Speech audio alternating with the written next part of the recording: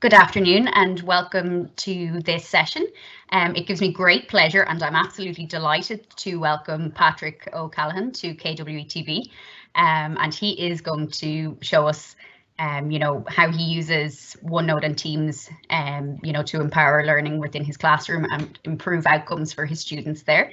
I'm going to hand straight over to him to introduce himself, but I would just like to say we really appreciate you giving up your time, Patrick, and joining us this afternoon. This is a really valuable session as we try to move to Teams as a communication platform, for blended learning going forward. So you're very welcome and thank you so much. It's great to be here. Thank you very much, Ashley, for inviting me, and it's a super series for your summer professional development. I'm delighted to be a part of it. What I'm going to do, folks, is I've basically pre-recorded what you can see on the screen, and I'm going to talk over it to you. And I'm just going to pause, give ourselves a bit of a chance to absorb some of the things that we're doing, but that saves us kind of going to and fro when we're sharing the desktop. So I am Patrick O'Callaghan. I am a senior teacher in a large school in Belfast. I teach religious education with philosophy, so a lot of my resources will be geared around that. I predominantly teach senior pupils, so mostly exam classes from the equivalent of your Leaving Cert, our A levels, and then the GCSE, and it's really those classes from about 16 to 18, and those would tie in, I think, with the ages of some of your learners in further education. And what I'm going to try and show you is how I use OneNote, which I've been using for a number of years, and how it joins together with Teams that I've been using for the past year to really supercharge the learning experience of the students. And I think it was kind of Plato who said that knowledge is the food of the soul. And so my subject is very knowledge-led. It is kind of quite a traditional subject, and I'll talk about that as we go. But it was Einstein who said, I never try to teach my students. I only attempt to provide the conditions in which they learn. And never has it been kind of more appropriate that we use OneNote and Teams well, and we share that experience with each other to see how we can create those conditions where learning takes place. Okay, so this is my vision for using OneNote and Teams together. It's quite condensed there, but I tried to break it up a little bit so we could see. And it's this idea of learning without limits. It's that idea that as a teacher, you want to kind of spark the interest of your students in their learning and allow them to kind of build up a love and a passion for your subject where they want to pursue it for an end in its own means, where they want to really go to the next level to be able to do that learning for themselves. And really it's using the two of these tools that are designed to go together to create that. And you can see in my classroom, the students would use sometimes the interactive whiteboard at the front of the room. Other times they would use a personal device like a mobile phone. And then they obviously sometimes have access to computers in the library in the sixth form study, where I want them immediately after the lesson to be excited enough about the lesson to want to go and recapture some of that learning, consolidate it, revise it, and then extend it on. So my subject is quite traditional. I always joke when I'm teaching the RE component that we haven't changed our textbook in over 2,000 years. And I kind of think if RE can lend itself to this 21st century approach, it probably shows that it's fit to suit all academic disciplines and vocational disciplines alike. And you can see in my classroom, the idea is that it kind of feeds into the learning that is an integral part. We're talking a lot about blended learning, which I suppose is a good way of phrasing it. But it's that idea of kind of seamlessly introducing. Sometimes we're using our textbooks and our booklets, other times we're drawing on the e-learning resources, and they kind of dovetail and complement each other. So as we move along, really what I'm going to show you in this presentation is how I kind of create that seamless learning from the classroom and beyond, and how that would find a new context, obviously, in remote learning. How I use it to feed into aspects of student voice. We talk a lot about voice, choice, and agency, where students have the ability to obviously tell you how they're getting on their learning. They have a kind of a range of options to pursue in their learning, and they have purposeful activities to be able to do. one of the things that teachers come back to me very often is to talk about how do you use the online learning tools to provide feedback, meaningful feedback that allows pupils to progress in their learning. And so for me, as one of my roles in school as a senior teacher is looking at professional development across the board. And I know it's kind of like a buzzword to talk about pedagogy and things like that, but very much this idea of how do we use the tools to meet best practice and to meet where the research is at. And we know all about the feedback loop and helping students be able to progress in their learning, and really to be able to make the teachers or the educator's job as easy as possible to be able to provide that feedback and to close the feedback loop, to speed it up so that the students get that feedback as quickly as possible when all the research says that that's when they will utilize your feedback to them to show them how to progress. And so there's a lot of things in EdTech, and I've got to say, to my mind, sometimes if you think back to even when we used PowerPoint maybe 10 years ago, and students were always doing flashbang animations and you were kind of dizzy by the end of a presentation and the learning got lost. I think that sometimes there are too many kind of all whistles and all singing and dancing apps out there, and I find that sometimes for the pupils, even the pursuit to get on a particular app, and you've seen the memes of parents trying to work out all these different platforms, all these different learning apps. For me, Teams allows us to have this kind of home hub that allows us to utilize really strong applications within that to focus deeply in on the learning. They're not there as a distraction. They're not there as kind of ends in their own, or they're not there to serve their own purpose. They're there to really allow the pupils to focus in really directly and concentrate on their primary goal, which is their own learning. So I'm going to show you at the end how I embed a few apps into Teams, and that's where they really come into their own. And ultimately for me, this is about getting a conversation where the students discuss their learning, they think more deeply about their learning, and they keep that conversation going beyond the classroom. So that's what I'm going to have a wee look across this next 40 minutes. At the end of the 40 minutes, I'm going to give you an opportunity to ask any question and answers you have. And I'm doing a little bit of training after, so I'm going to try and keep an eye on the time to make sure I don't run over and everybody gets a chance if there are questions that you want answered. So what is this OneNote? Okay, we've heard a lot about Teams, I'm sure, and sitting alongside Teams is this class notebook. And to be fair, my experience of trying to bring staff in online learning has been that OneNote can appear quite intimidating at the start. So when people look at it, I suppose it's the fact that it's so versatile, that it's so open, that teachers don't really know where to begin sometimes. So what I'm going to do is show you how I use it, again, in that traditional kind of academic discipline of philosophy and RE, looking at senior pupils and how we would cover an entire course. So in one sense, it's my interactive whiteboard. It's, I suppose, a glorified acetate overhead projector of the days of old. And really what I can see my students can see, and I can use this on the interactive whiteboard, I can use it with my Surface device to annotate over. And I suppose in a glorified way, this is my chalk and talk, where I can highlight, where I can draw out and bring to the students' attention the really pertinent parts of the course. Here we have an overview of all the things that we would study in the course of the year. And it's a great way for me to be able to flick between one resource and the next without having to open up multiple files or to have to go between one PowerPoint and the next and be searching folders. You know, in the days of old, I would have spent a considerable amount of time trying to find resources that I'd used the previous year in my documents while the students waited for me. This gives me everything I need at my fingertips, and I can reuse it each year and build upon it. So simple things, I would obviously give out handouts to the students that would kind of help them with our course.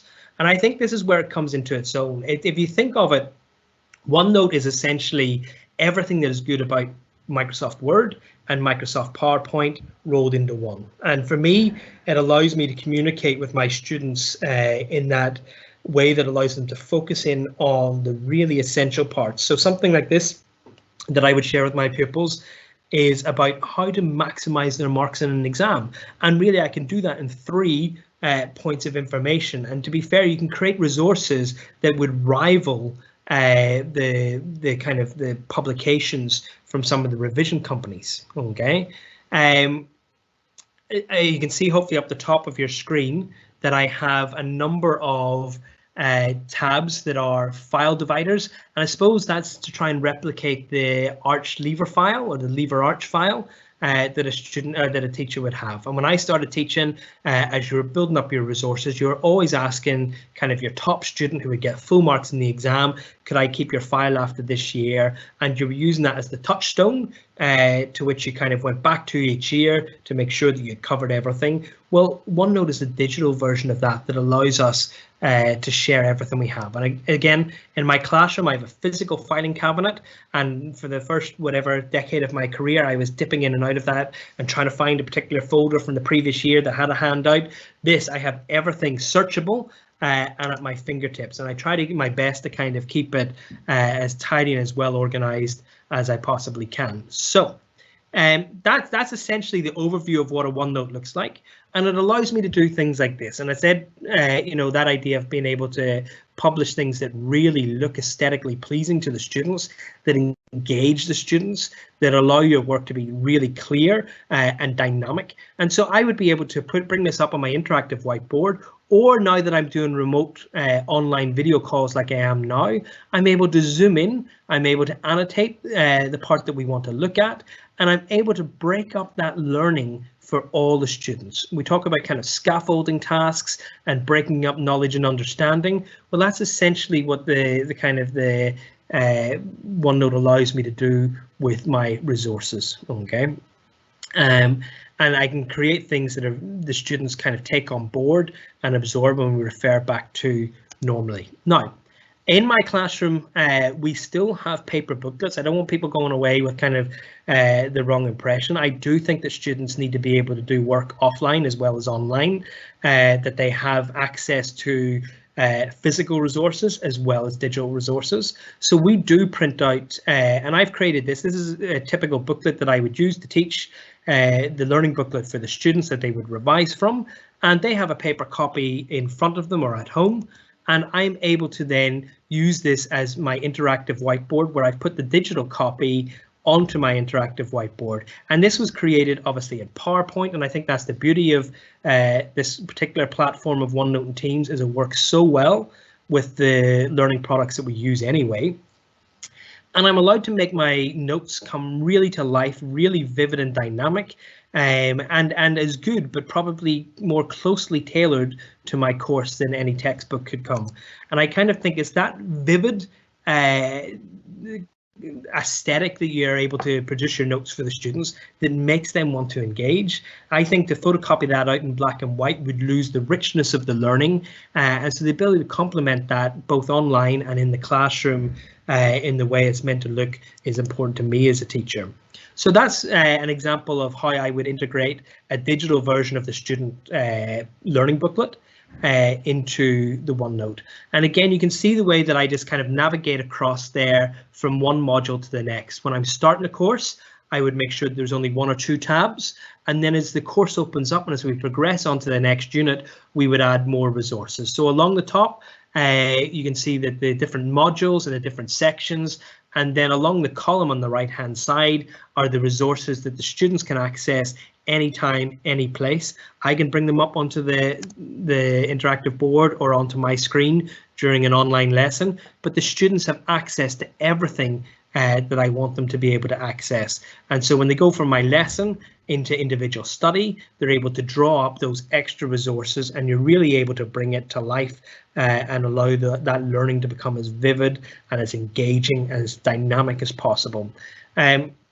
So that's an example of kind of the bread and butter of OneNote. That's what OneNote allows you to do. Essentially, a teacher flip chart or exercise book for the students. But what I love is the fact that there's a lot of interactivity embedded into it. So I can add in videos into my notes where the students are able to kind of play that. I'm able to take resources straight off the internet. I'm not creating everything myself. I'm able to take resources straight off the internet. Now, there would be no way that I could physically photocopy or disseminate a resource like this to students that would do it justice. And yet on the OneNote, by able to share this with the students and to zoom in and out, it really does kind of add that dynamism to the learning resources. Just a couple more things that I would like to do.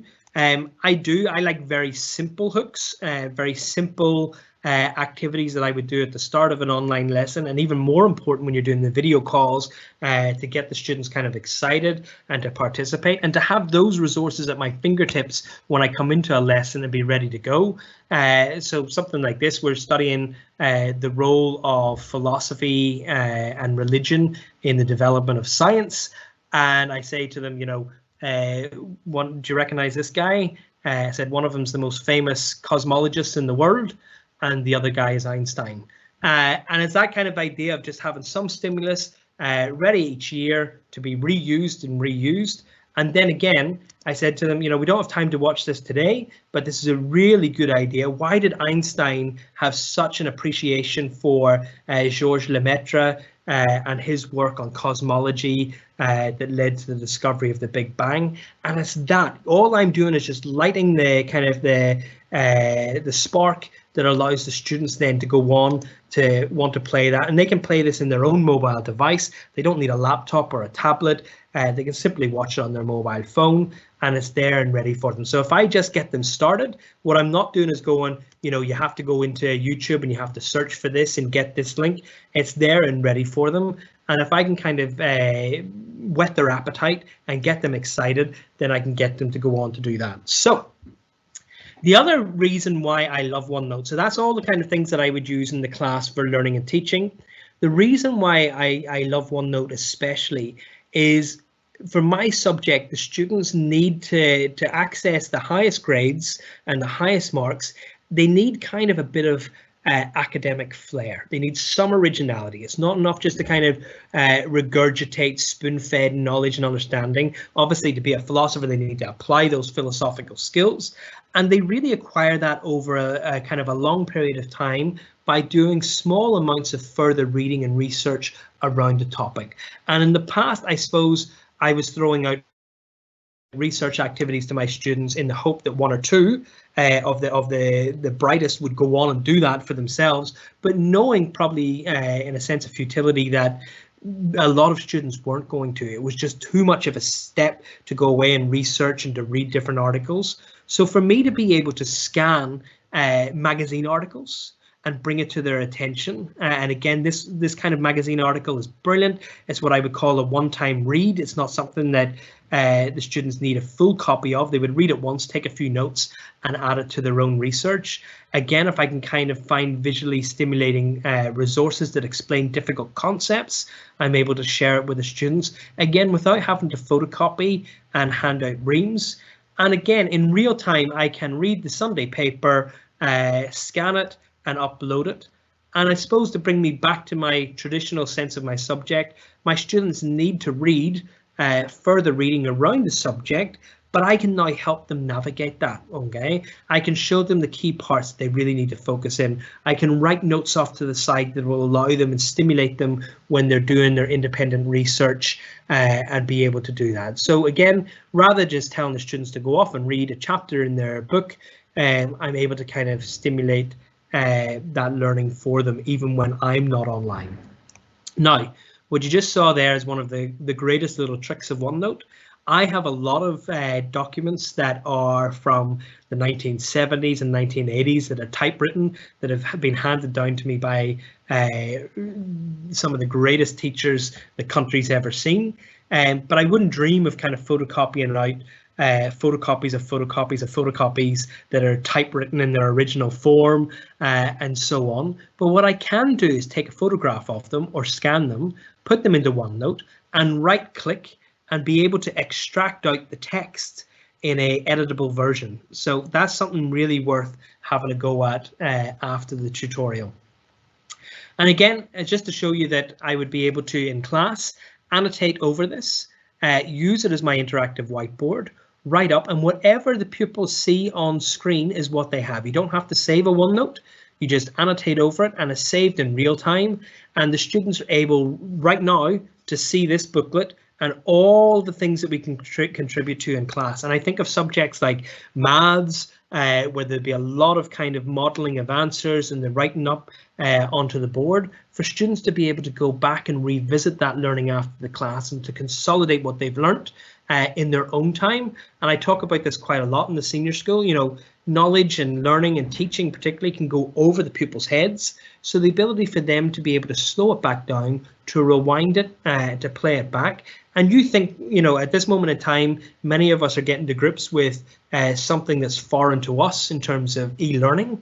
Well, that's the experience for a lot of learners in terms of subject knowledge. And so for the students, in the same way we can play back a webinar in small bite-sized pieces and come back and rewind and pause and take the time to recover that learning, that's the beauty of what OneNote opens up for the students across every subject and across every discipline. And where it comes into its own. So OneNote has been around for a while. It's been the bread and butter of my learning and teaching, but it now integrates with Teams. It was designed to always go. So I hear a lot of people saying I use Teams, but some of them kind of gloss over the OneNote aspect. OneNote is the other half to Teams, and the two are designed to work together. So this is the exact same OneNote within the Teams app. You don't have to set up anything separately. It's all set up for you, which makes it so easy to use. And as soon as your team's ready to go, so too is your OneNote. Now, this would be an example. I do believe that in a situation that we've kind of been parachuted into almost a 100% exclusive online teaching and learning mode, and even when we go to kind of blended approaches, maybe in the next term and across next year, students need some non-screen time, okay? And I'm not 100% sure what the proportion is of screen time to non-screen time, but I do know that they need to be able to come offline and to work in a traditional sense at home, and to be able to capture some of that work and feed it back to the teacher. So here's an example of an activity that we set up. And again, it just allows the students, rather than word processing everything, to do some work in their file pad or their jotter, and to be able to then take a photograph of that and upload it to their personal pupil section in the OneNote that's integrated into the Teams assignments.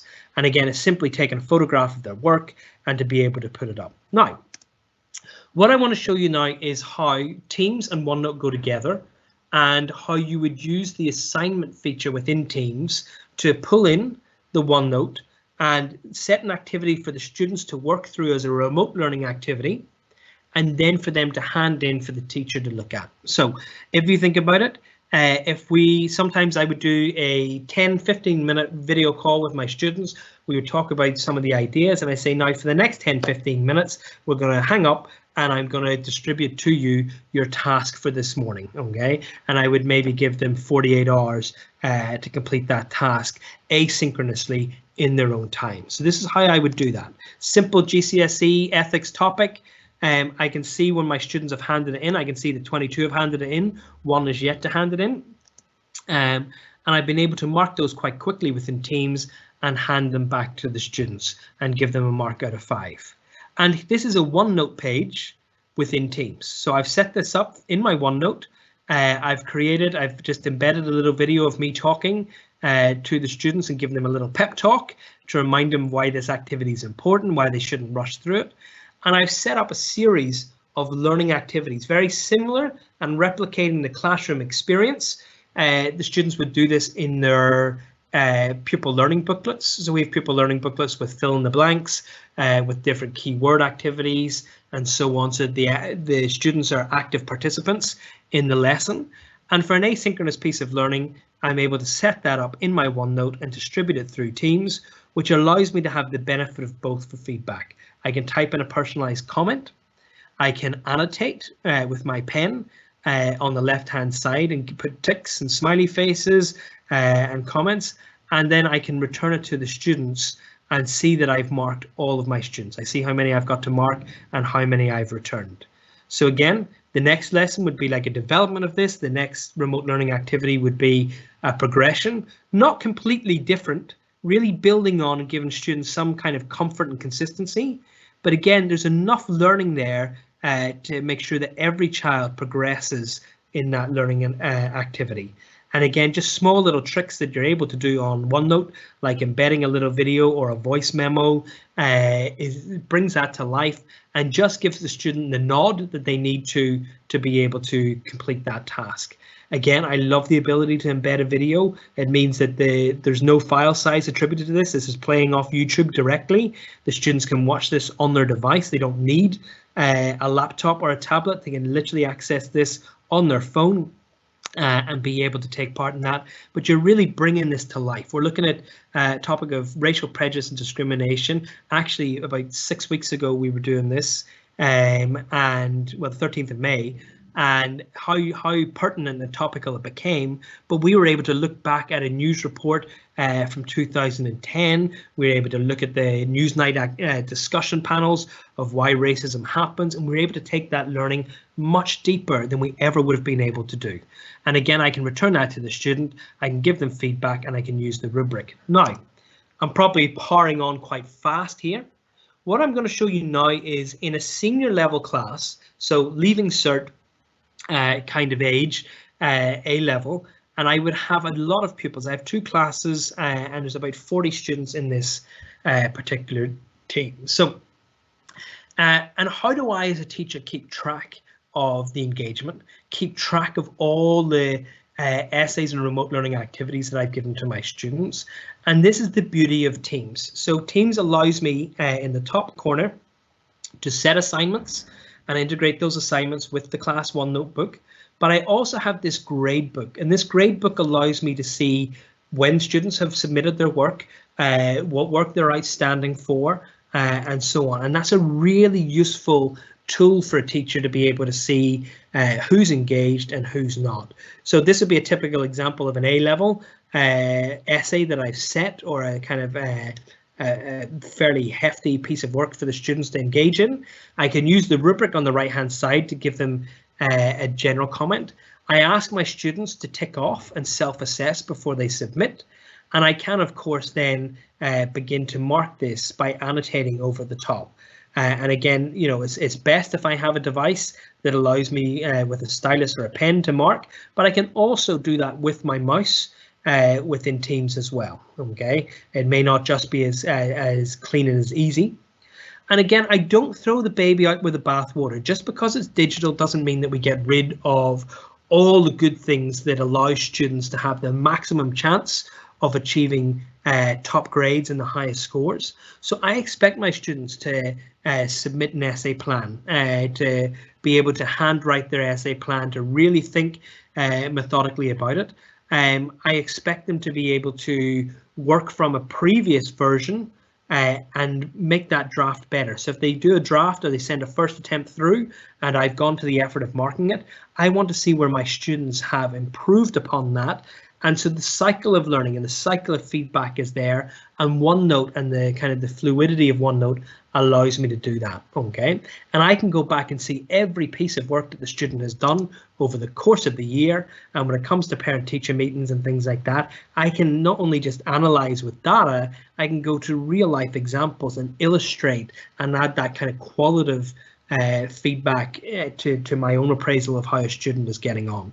Now, again, I don't throw the baby out with the bathwater. I do a lot of marking online, but I get a traditional piece of pen and paper. You remember one of those? And I write down all the things that students did well, all the things that students could have done better. I see how many of those things come through, and I then use that to kind of give feedback. So I take a photograph of my own handwritten notes, talk it through with the students, about, you know, kind of an overview for the whole class. And again, that's important feedback. I can't give this level of feedback to every single child on every single essay. So what I can do is give whole class feedback using OneNote. And again, the students are able to go back and see this. If they can decipher my handwriting, they deserve the top grade. But for the following year, I would take these notes, and before I set that assignment again, I would build up my OneNote by preempting the common mistakes that students would make in that particular activity, and making sure. Now, that might seem like a lot of work, but anyone who's used PowerPoint knows that PowerPoint effectively does all the kind of graphics for you and makes it look really professional. But I now have that every year that I teach and set that piece of work, that I'm able to show the students before they do the work, preempt some of the mistakes and the things that would make that assignment work. Now, again, back to the assignments feature. If you've used Teams and you've been using assignments, this will make sense to you. Really, essentially, it is a series of assignments, and we don't have to think of assignments as something grand. It can literally be just a task that you're assigning to the students and you want the students to submit back to you. In this screen, I'm able to see for one particular assignment the students who have handed things in late. I could do a cutoff, but I don't believe in that. I kind of believe that, particularly when students are working remotely, that we kind of try to build in a wee bit of flexibility for the students to get their work in. But I can keep an eye on that big picture. Who has handed in, who has not handed in, what work needs to be marked and sent back to students. And I can see how they're progressing as a whole cohort. Or I can drill a little bit deeper by clicking on one name. I can get into this, and this window is really important to me. So if a head of year or a pastoral colleague asks me, you know, how's so-and-so getting on with their work, I don't have to think off the top of my head in the corridor how they're doing and kind of think, oh, I wish I'd said that, actually I'm worried about, you know, I can actually go in and see the complete overview of work. You know, did it start off really well at the beginning of the year, and did it slow down as the year progressed? What types of work are they doing particularly well in, and what areas do they struggle in? And I'm able to see the whole overview of all the work that a student does. And by clicking on any of those under the status where it's handed in, I can click on that and I can bring up that piece of work for that student. So it's just that information at your fingertips. It's not just a spreadsheet of marks that becomes kind of maybe over data driven. I'm allowed that as a teacher. I want to use my teacher knowledge, my teacher know-how to help a student progress and where they're at in their learning. And these kind of refreshers for me to see across the course of the year is vital in being able to help students as they progress. So I suppose that brings me to the end of the assignment feature and the end of using OneNote and Teams together just to set assignments and work. What I am going to show you now is hopefully the insights. Now, in the Insights tab, I'm able to see how my students are participating, okay, across a particular day, a particular week, a particular month, or all time. And I've obviously just taken a screenshot of this so as to kind of protect the privacy of the students. But I'm able to drill down on any of those blue squares and see how the student is engaging online. And I'm able to get a really good picture of when they're involved in their work and how much time they're spending on their work. And that's well worth exploring. Now, I promised you that for the last 10 minutes, I would show you then how do you lift it up, because like learning online cannot just be assignments and the kind of the old work of old where they're kind of navigating knowledge and understanding and the kind of, I suppose, the bit of learning where they have to dig deep and kind of where they have that grit experience of having to pursue through the kind of the academic stuff. Online learning has to be engaging. It has to be liked. It has to be broken down so that the students can always get back on that treadmill. And that's one of my kind of worries as a leader of e-learning, that if we treat online just in the same way that we've always taught, that the students will fall off the treadmill fairly quickly within the first couple of weeks, and we won't be able to get them back onto that learning journey. So it's really important that we kind of find ways of segueing in and helping the students get on. And one of this is by building in some of the learning apps. And I have got to say, I am quite a traditional teacher in many senses of the word. The thought of using things like Sway, like wikis in the past, seemed to me more of a distraction and more of a keep the students busy activity without necessarily drilling down. But that was until they were transformed by this home hub or one-stop shop of Teams. Okay, so this is what's known as a Sway. I'm sure you've heard or encountered Sways, and they weren't for me at the beginning. I couldn't throw them further enough, but in terms of splitting up a lesson or introducing to the students, using a PowerPoint, embedding videos is a really good way of embedding videos where it doesn't require a lot of download time, and the students can live stream this. So I have tried to split up some of my kind of key modules and key taught lessons into the most salient parts. I'm badly a talking teacher, so I thought, you know what, about 10 minutes of my traditional lessons are quite salient, and if I could condense it down, capture that, and allow the students to revisit that regularly, then they'll be able to do that. And I don't want them to passively watch a video.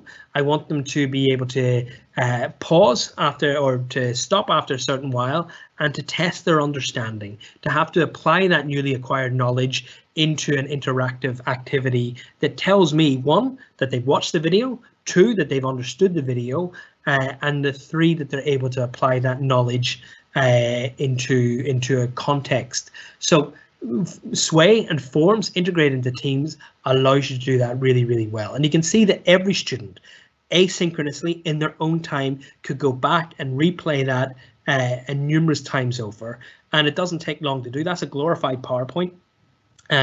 You'll notice very quickly that's PowerPoint animations and so on. The wee guy speaking is just an emoji. I have plenty of videos of how to do that on my Twitter, and it's a really good way of pre-recording a small bit of the course.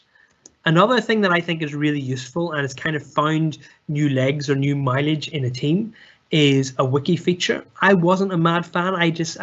To my mind, my use of wikis in the past was where one really strong student did all the work and the other students kind of gave them a pat on the back. During remote learning and lockdown, my students have used this really, really well, and they're able to collaborate on their answers. And so sometimes this is part of a research activity to share back to the rest of the class. Other times it's maybe a past paper question that they're working on in pairs and groups to be able to present to the rest of the class. And that's an important part of blended learning as well, that we keep the collaborative aspect online. And to be fair, if we can just bring all the students to that one place where they can collaborate together, that's essential to being able to keep that class dynamic, all the kind of social, emotional learning that goes on in group work, that we need to find new and creative ways to ensure that that happens. And even that, you know, if we go to a rota next year where we have a certain group in for 1 week, but not the next, I think for that class dynamic coming back when hopefully this is all over, it's really important that those groups can collaborate together offline as well. Okay, so again, you're starting to see some of the lighter touches, some of the easier things to be able to add in quite quickly within that Teams, as I keep calling it, the home hub.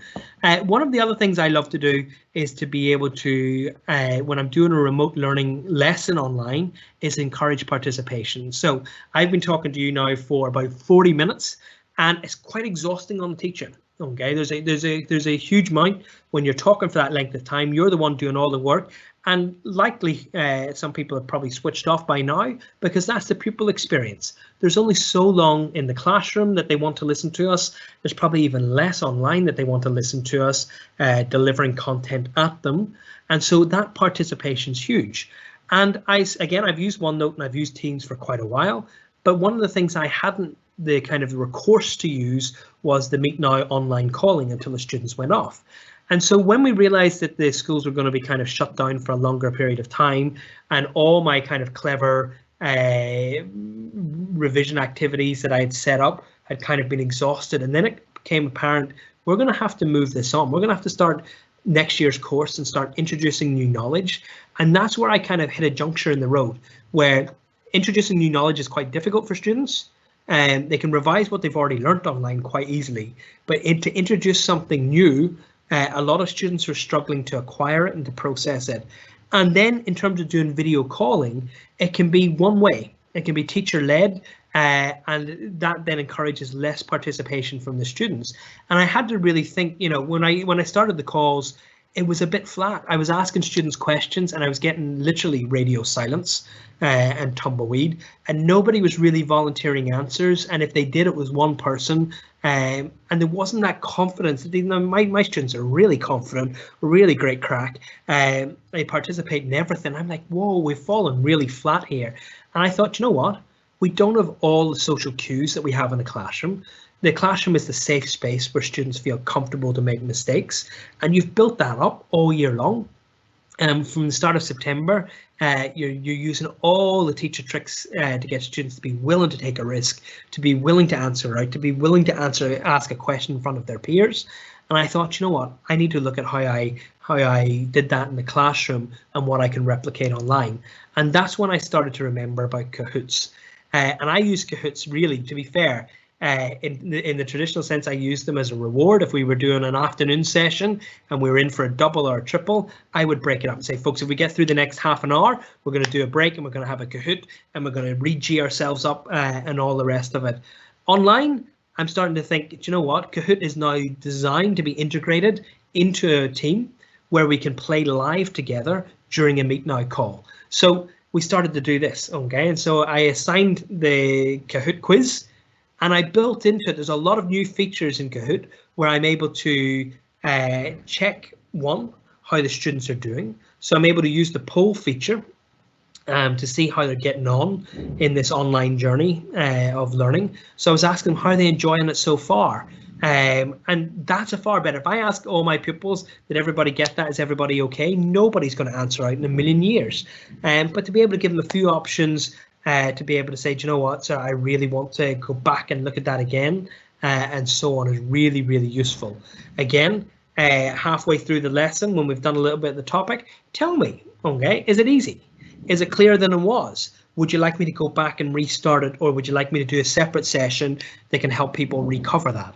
And again, it's that instant feedback from the students that allows me to kind of navigate where they are in their learning, okay? And that kind of works out quite well.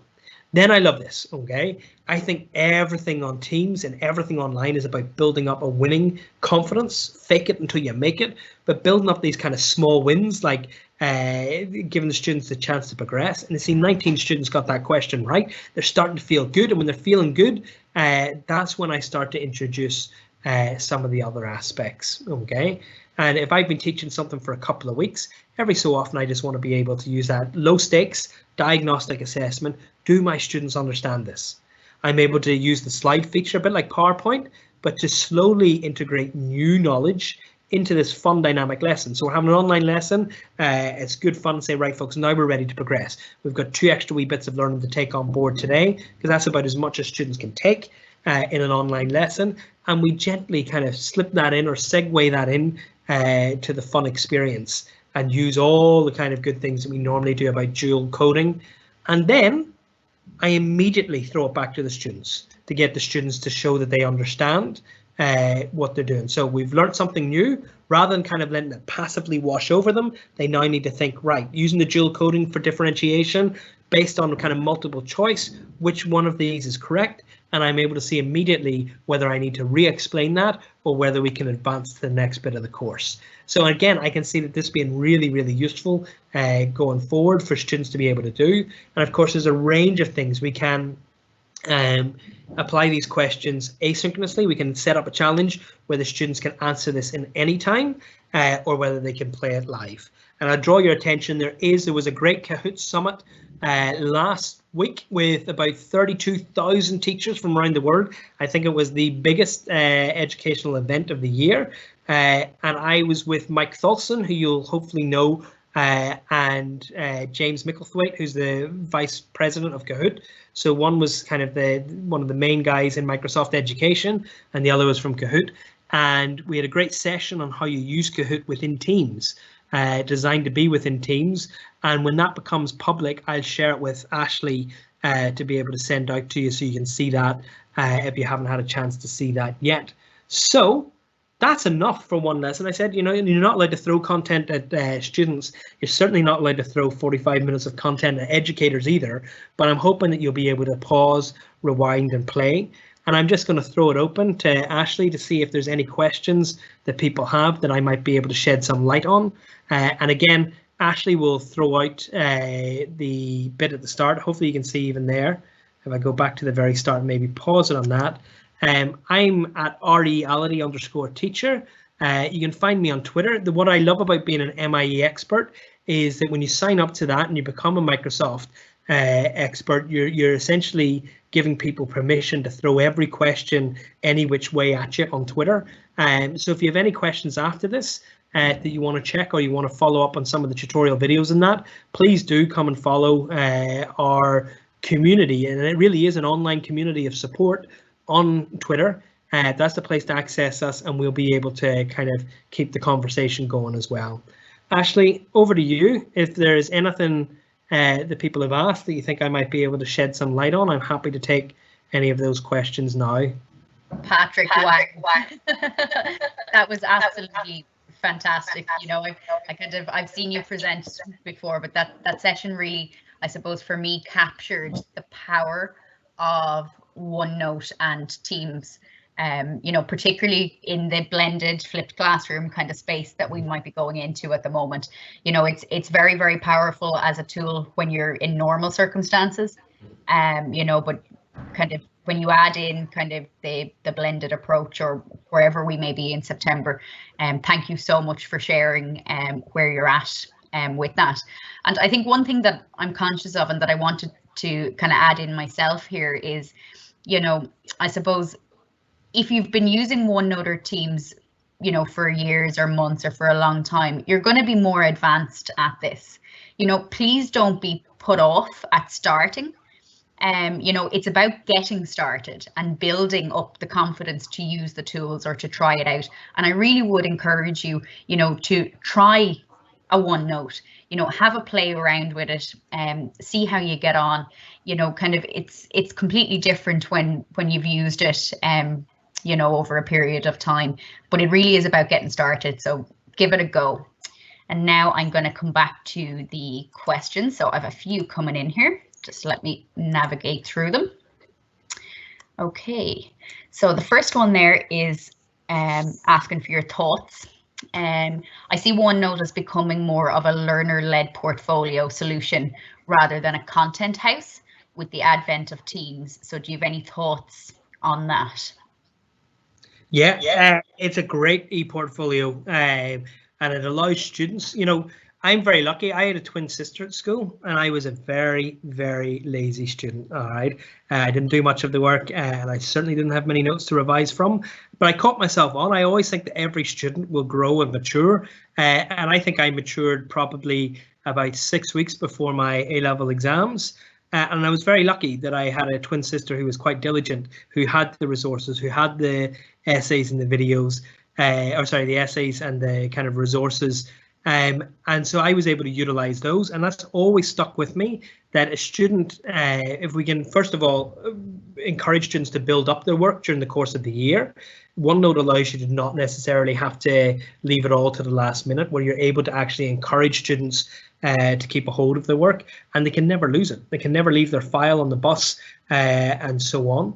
What I would say in terms of the resources, Teams has a great, and there's two kind of maybe mindsets when it comes to this. Teams is a great way of putting files into folders as you traditionally would, and for each team to be able to do that.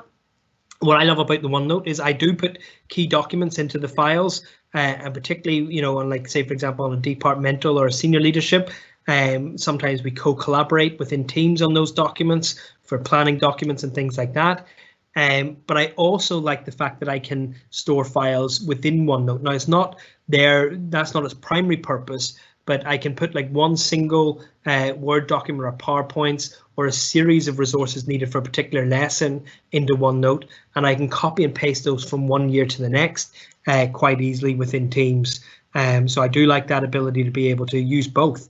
And I suppose it's always having the best of both worlds, and that's what I like about Teams. Sometimes there's maybe too many options, but I do like the fact that whatever approach teachers prefer to take with their students, that they're able to have that kind of option when they're doing that. Actually, to go back to what you said, you're 100% right as well. Sometimes, as I say, OneNote looks a bit sparse when you start it up for the first time. Then you look at people who are using it for a few years and all the rest. And it looks as if like people think, oh, I'll never get to that level. I'm an RE teacher, and I kind of think, not to be kind of self-deprecating, but if I can do it, anyone can do it. All right, I'm not an IT specialist. I've kind of carved out a couple of like a one-trick pony, but most of what I do is using the best of PowerPoint to put into OneNote, and there's a lot of resources to help people, and to get started, then to kind of move on. There's a lot of tutorials about getting started, but not always a lot of tutorials about then once you're kind of au fait with the basics, then where can you move on to as well. And that's what I think that online community with the Microsoft Innovative Experts is, to help people both get started and then when they are started to have somewhere to progress to as well, because that's what keeps it interesting. But the beauty of OneNote is you're building it up. It's not you don't get rid of it at the end of the year. You just transfer it over to a new OneNote and a new team, and you're able to kind of like, I suppose, weed it out of things that you don't need anymore. You keep it fresh, you try to craft it, but it's there to be built up over a period of time and shared with colleagues. And the best thing you can do is, stop being precious about notes and your own kind of resources and get sharing, because I get so much from other teachers online, and they are always welcome to any of my resources as I can get out to them. And it is that kind of idea. The more collaboration you can build up in your departments and with colleagues, then you reduce the work considerably, just to be able to do that. So that's what I would say on that one. Thanks a million for that one there. I think this is, I suppose, a philosophical one for you here, Patrick. Any general comments on maintaining the balance between the humanity of teaching and the technology? Yeah, 100%. This to me, I don't want to be too controversial, because I would never criticize platforms that have gone before, that have kind of led us to this, or other platforms that are out there. To me, when people say, why use Microsoft Teams over anything else, is it because it allows me to develop and enhance the relationship that I have with my students. Now, I do hope we can get back in some blended form where it's safe to do so, because if you're starting off with a new class, you want your personality to shine, you want to develop those relationships with the students. But in terms of what it does to enhance that, is it allows me to know my students properly in terms of where they're at in their learning. So it will never ever replace the power of a teacher in the classroom. And the teacher in the classroom can do infinitely more than the teacher online can do. But when teachers, it doesn't have to be an either or. When teachers can use this well, when they become confident in the ability to use this, and they have control over it, then they can really enhance the learning experience for students. And I do think that if we keep learning full of vitality, where we allow students to be able to thrive. And I think as well, I'd point people to the work that Microsoft is doing in terms of social emotional literacy for students. There's some things that they have in the pipeline that is really quite impressive. And it's that kind of idea of even where can we use. So I run the kind of school website, and we have an "it's okay to say," and it just became apparent to me and to the student council that students want to ask their teachers for help. They want to pass things over to the student or to the teachers, but sometimes that's on a Friday night or a Saturday. Now, there's no obligation on a teacher ever, but if it suits the student to ask that question outside of school, or if they're feeling worried or anxious about something, I would far rather they had a mechanism to do that, and then we can contact them and keep them right. So for me, digital does allows us and enhances what we're already doing so well. It will never replace. No teacher is anything to be kind of fearful over, but we will always be mindful of when something is a bit like kind of, we used to talk about death by PowerPoint. We need to make sure that we learn from that when we're doing online learning, that we have good conversations about what works well with colleagues, and that will kind of shape and craft the way forward. And then not to be afraid to kind of learn from it and say, like, do you know what, that didn't work particularly well. Let's change it this way, or let's kind of evolve it as we go forward. Thank you very much, Patrick. Very quick one there around Kahoot. There's kind of two. I suppose the first one is, how do you bring it into Teams as the app? And then the second one, were the features that you were demoing there, are they free? Okay, yeah. So the Teams is you simply in your apps up the top, and there is when I get that link to the webinar, it's just not online at the minute while they kind of trim it down. But I'll pass it on to Ashley, and you can show people, because we've gone into this in quite good detail. But you press the tab at the top to add an app. You search K for Kahoot, and it should appear. If it doesn't, it means your admin hasn't permitted either individual apps or apps at all. And Mike Tholson has created a great tutorial online that you can use to show your admin how they can allow one app at a time. There would be little argument for not allowing a good, solid educational app like Kahoot that was going to benefit, and they can allow one app at a time if they choose to do that, and they could give that permission. So that's how you do that. If it's not there, if you Google Mike Tholson on YouTube, you'll see one of the videos that he has to be able to help you do that. And then in terms of, there is a premium for some features on Kahoot, like the slides. Now, I didn't use the slides feature. All teachers whose schools are affected by lockdown have access to that premium account. You can click on a link that allows you to sign up and have, without putting over any credit card details or signing up to subscriptions, it's just a free premium account to the end of September. And any Kahoots that you've created during that time, you will still have all the premium features with. After that, there is a charge, you know, and people will decide. I'm sure there's not too many teachers probably wanting to pay out of their own pocket, but maybe departments and things might look at that, because some of the features are quite good. But I'm not here to sell Kahoot. All the features, as far as I can see, that I used there were part of the free package. But I did have, like all teachers, the ability to use the premium features until the end of September. Thank you very much for that, Patrick. I'm just going to come in on that myself there and answer, I suppose, that the back end of that question. Mm-hmm. And we're very fortunate with our IT department here. We have access to all those educational apps to be added into Teams. So they are all there. If you just explore the apps button on your Teams dashboard, you'll be able to have a look for yourself and see what Kahoot is listed in that. I'm very conscious, Patrick, that you're running off to do another training. So I do have a couple of other questions, but I can answer them off in my FAQs after these sessions myself. So I really, on behalf of all at KWETB and myself, thank you so much for your time, your knowledge, your expertise. And I suppose someone made a comment there about your webinar, your presentation, and they said that you nailed the integration of OneNote and Teams, and I would really like to come in on that. Fantastic presentation. Thank you so much. Thank you, folks. Thank you very much, everyone. As I said, you know, let's start the conversation and keep it going. I said, I learned so much off Ashley. I've been introduced to so many great educators. You're very, very fortunate and lucky to have someone so dynamic and with so many kind of resources and people to draw upon for these seminars.